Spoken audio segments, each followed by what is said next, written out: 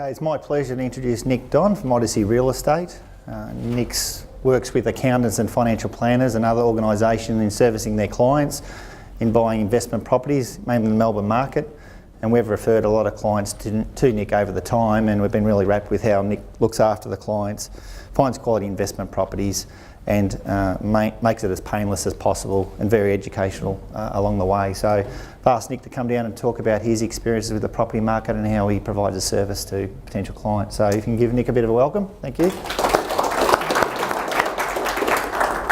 Thanks, Steve. Thanks, Mike.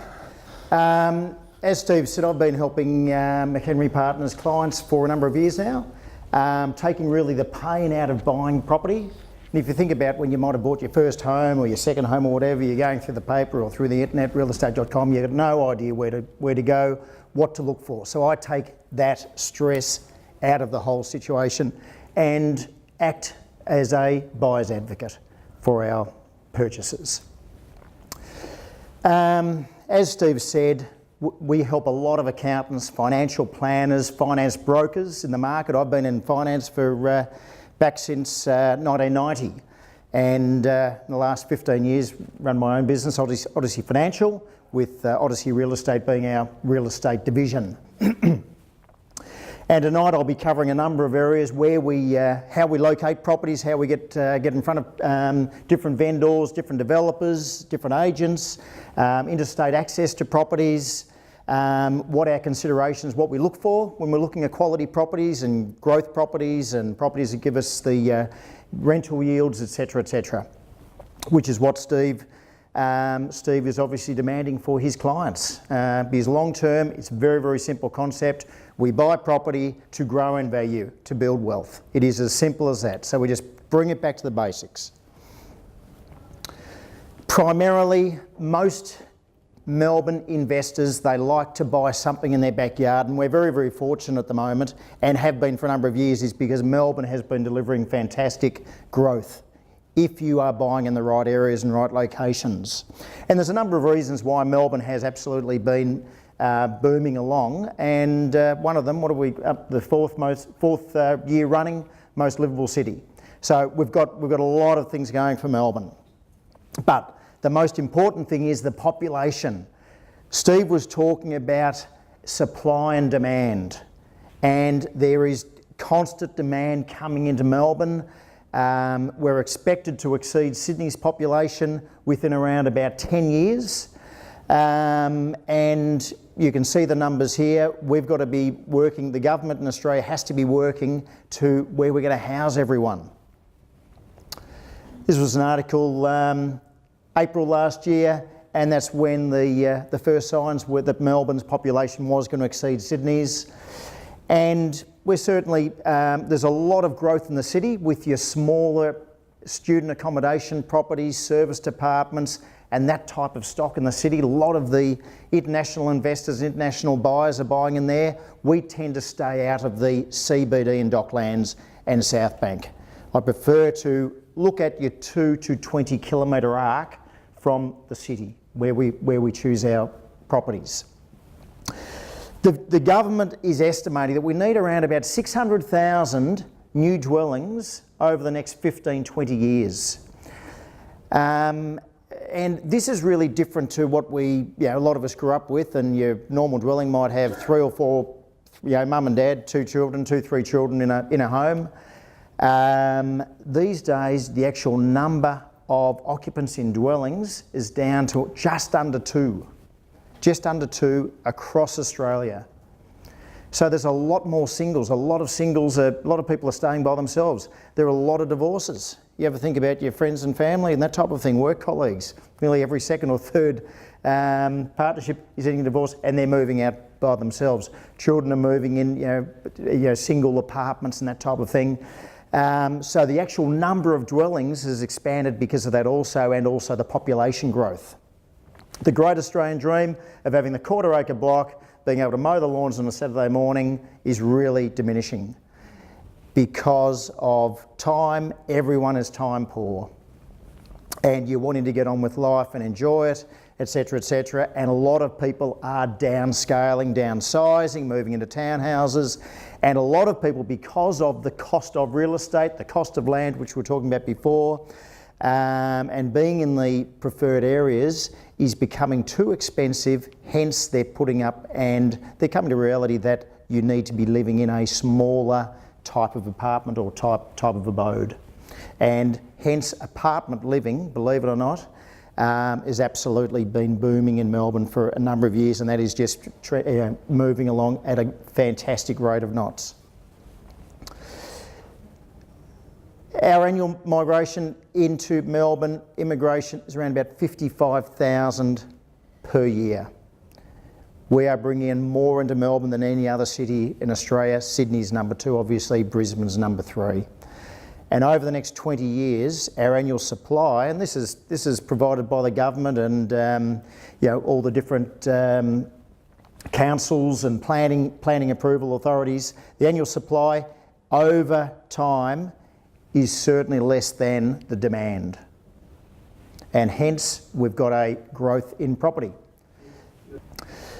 When we actually look, we've got a number of criteria and considerations that we look at before we recommend property to our clients, McHenry partner clients.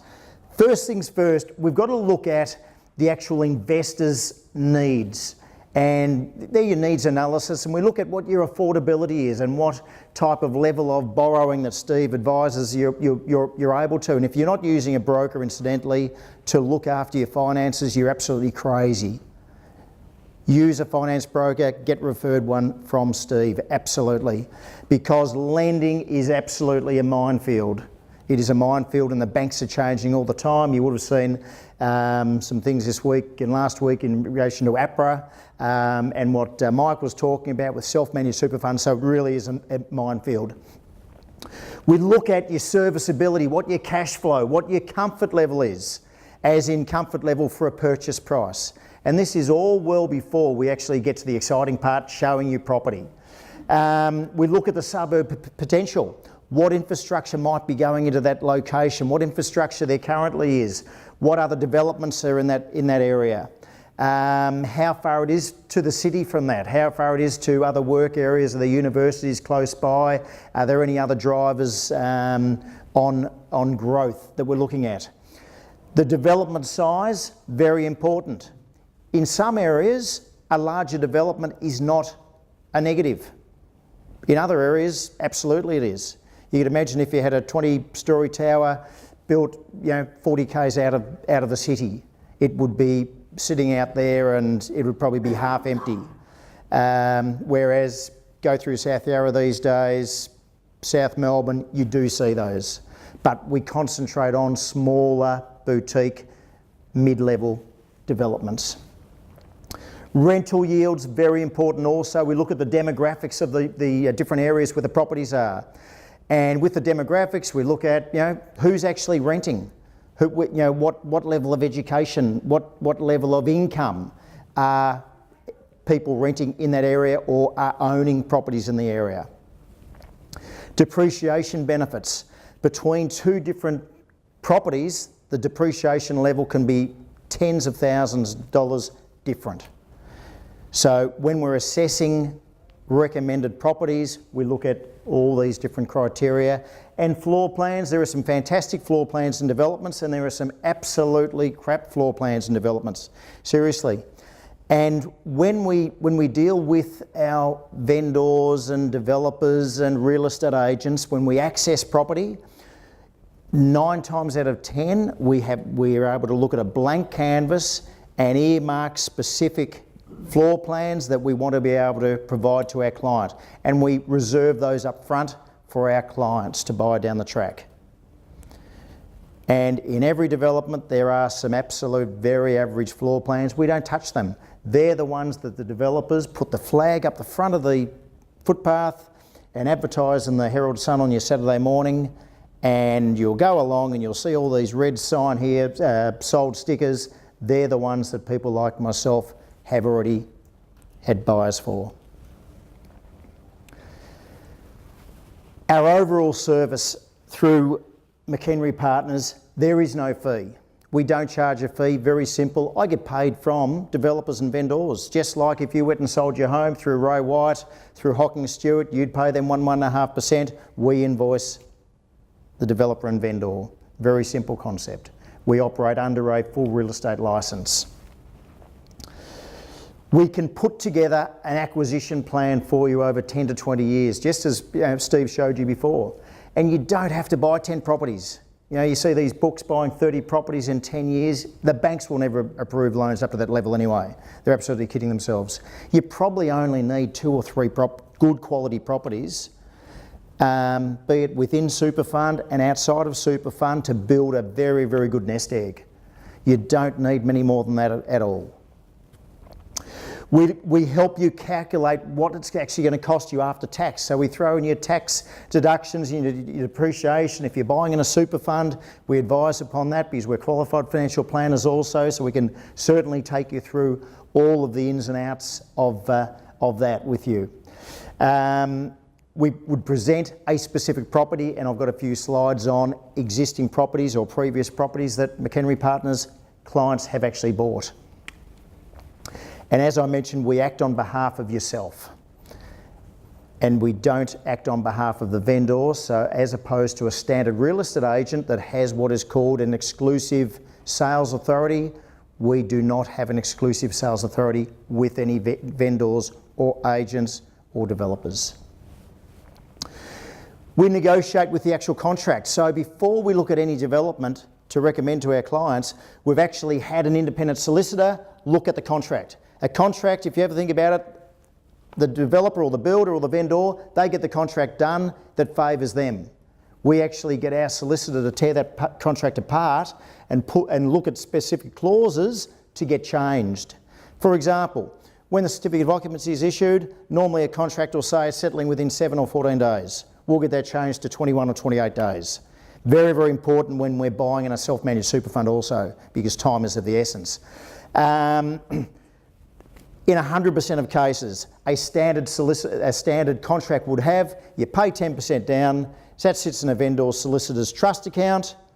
In this case, we make an inclusion that any interest earned from that is given back to the purchaser by way of an adjustment at settlement.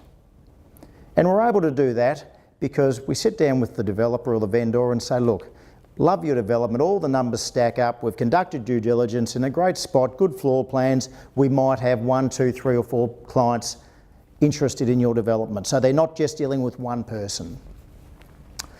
Tax depreciation schedules, very important, so we facilitate that for you.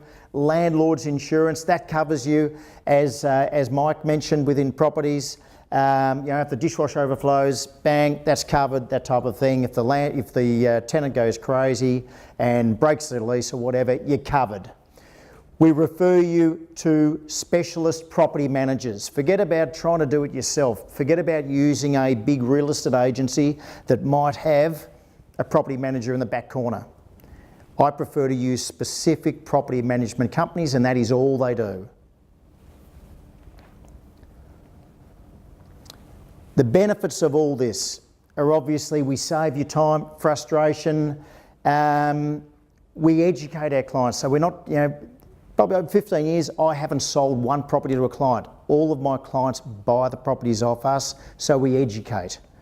And before any client would even consider signing a contract or reserving something, we want you to be 100% comfortable to know exactly what you're getting into and how much it's going to cost you and what your super fund's set up and all that type of thing. So we prevent you from buying the wrong type of property in the wrong area.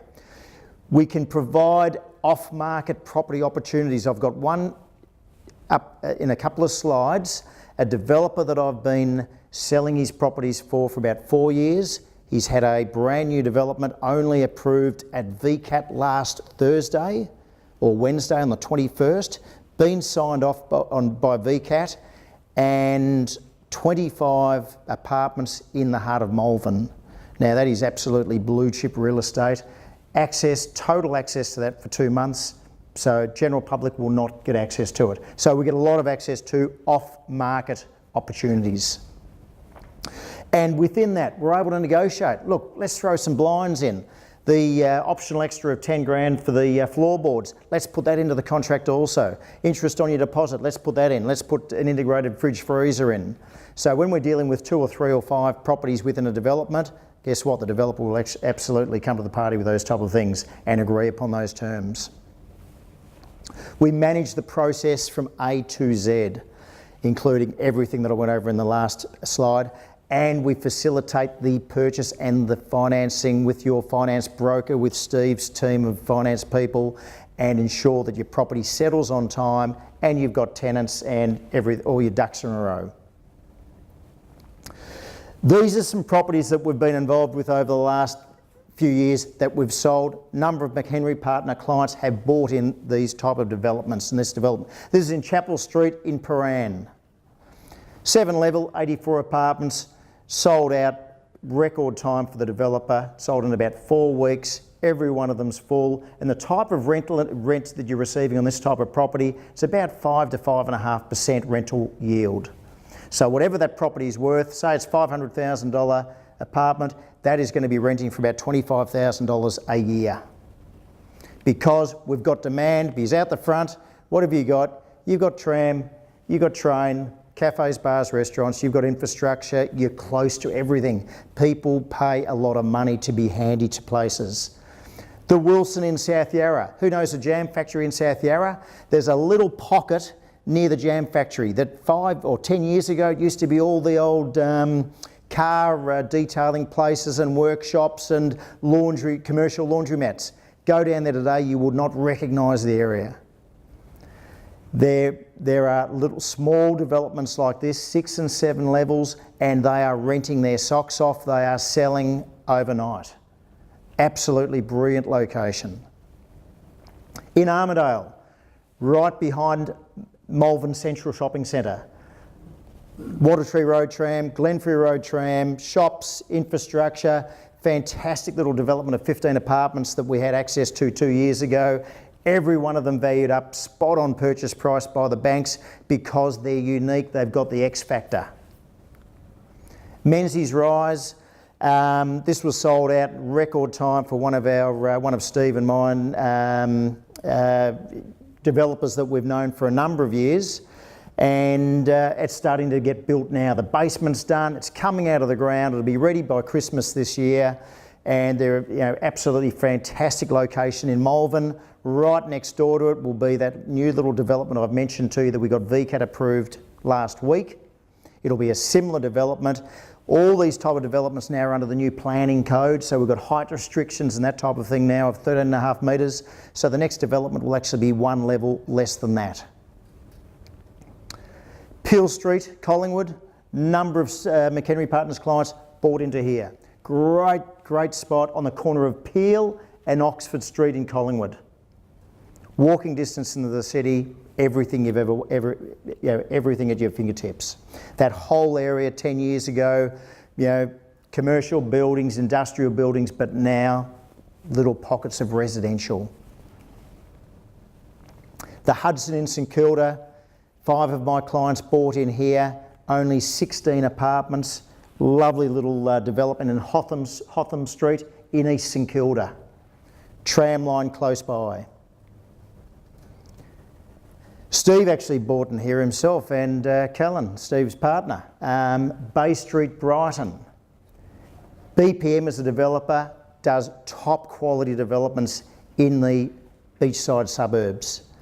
Right smack bang on Bay Street in Brighton, 300 metres up to the train station, cafe across the road, gym across the road, and the body corporate actually owns a boat shed down on Brighton Beach that all the residents have access to.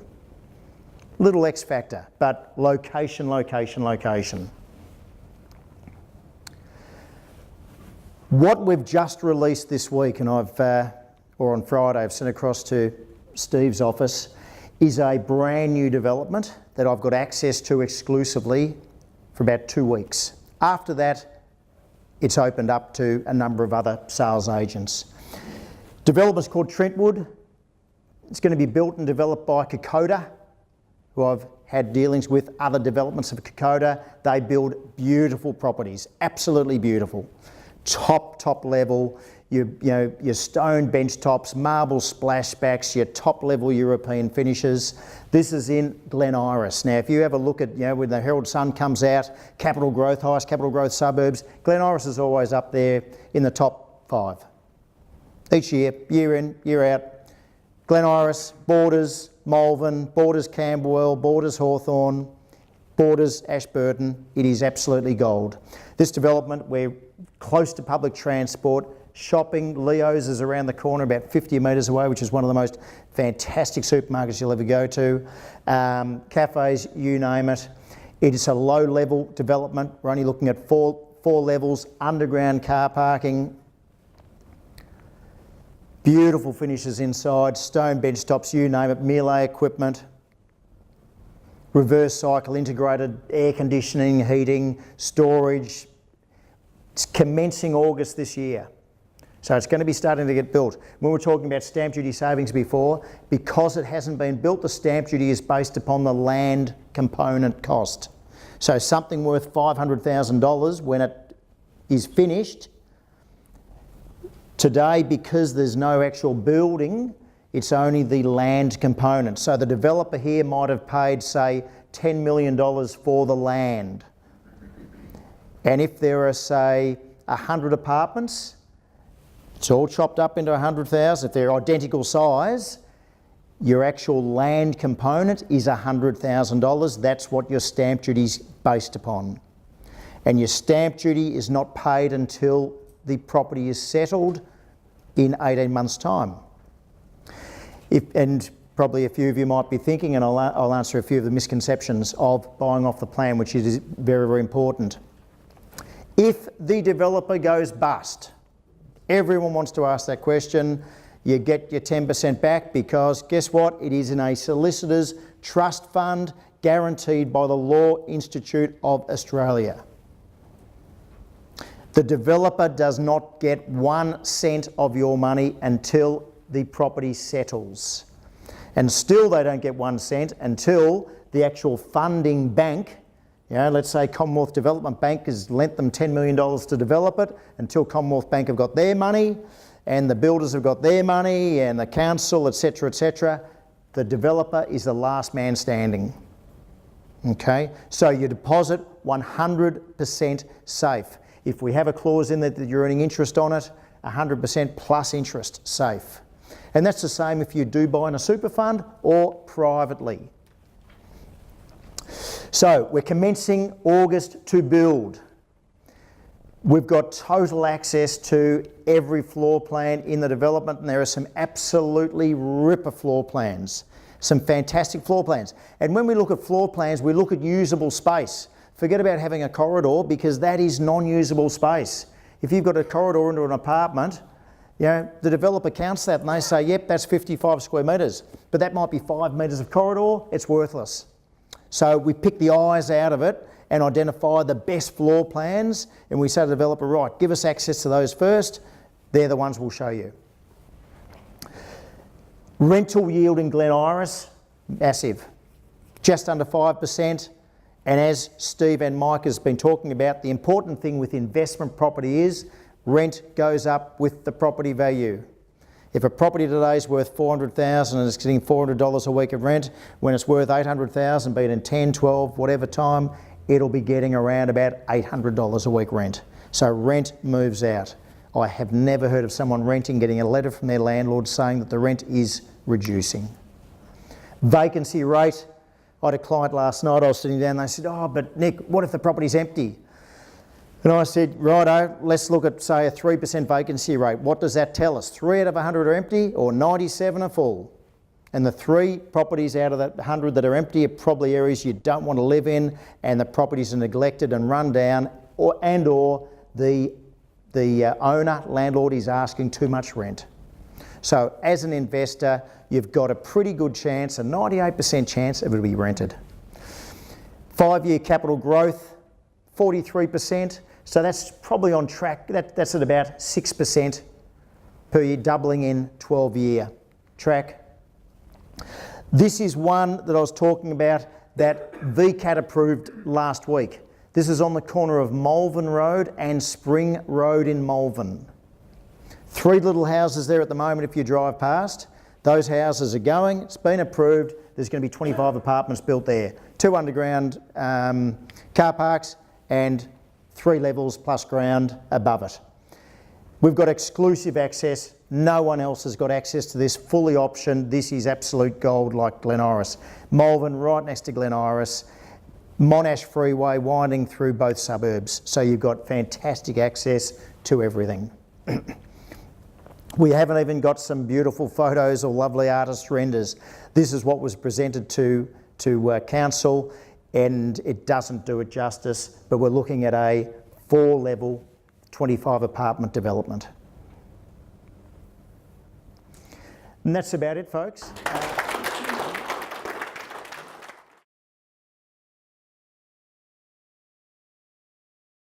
I hope you really enjoyed the presentation and got a lot of benefit from it. The important thing from now is take action from the information you've learnt.